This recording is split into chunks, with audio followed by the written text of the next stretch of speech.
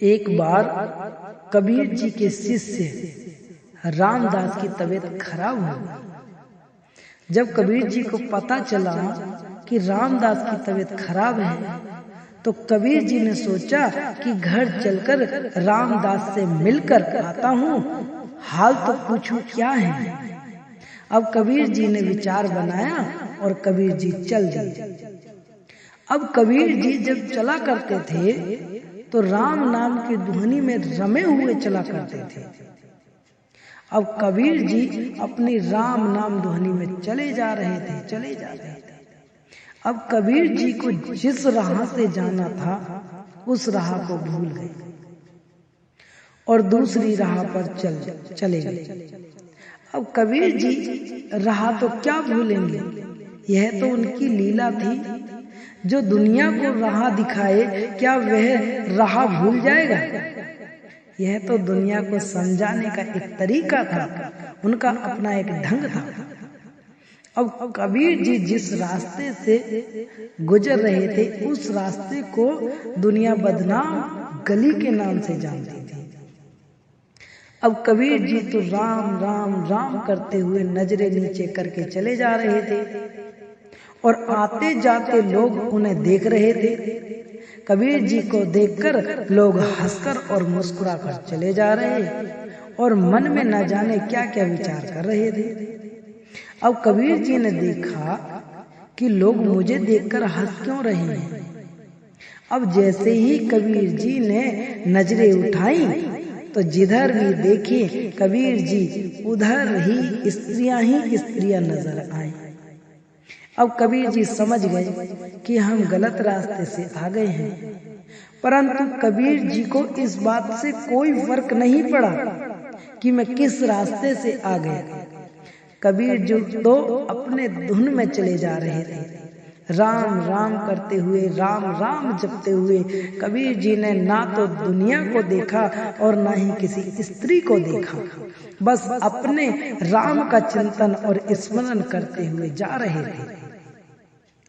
अब कबीर जी कुछ ही दूरी पर चले थे तो कबीर जी की नजरें एक घर के छज्जे पर खड़ी स्त्री पर चली गई। अब कबीर जी ने जैसे ही उस स्त्री को देखा तो कबीर जी रुक गए। अब कबीर जी खड़े होकर एकटक उस स्त्री को देखते रहे। अब उस स्त्री ने भी कबीर जी को देखा। स्त्री बहुत सुंदर थी और उस स्त्री ने आभूषण और वस्त्र भी बहुत सुंदर पहन रखे थे, मानो एक देवी का स्वरूप लग रहा था। अब कबीर जी उस स्त्री को बिना पलक झपकाए देखते रहे और देखते देखते कबीर जी को बहुत समय बीत गया और आते जाते लोग कबीर जी को देखते हंसते और तालियां बजाते और कहते, देखो महात्मा बना फिरता है और पाखंडी को देखो कि बदनाम गली में क्या करने आया है। परंतु कबीर जी पर लोगों की बातों का कोई फर्क नहीं पड़ा, परंतु उस स्त्री ने कबीर जी का अपमान होते देखा तो वह छज्जे पर से उतर के आई और कबीर जी के चरणों में बैठकर कहने लगी कि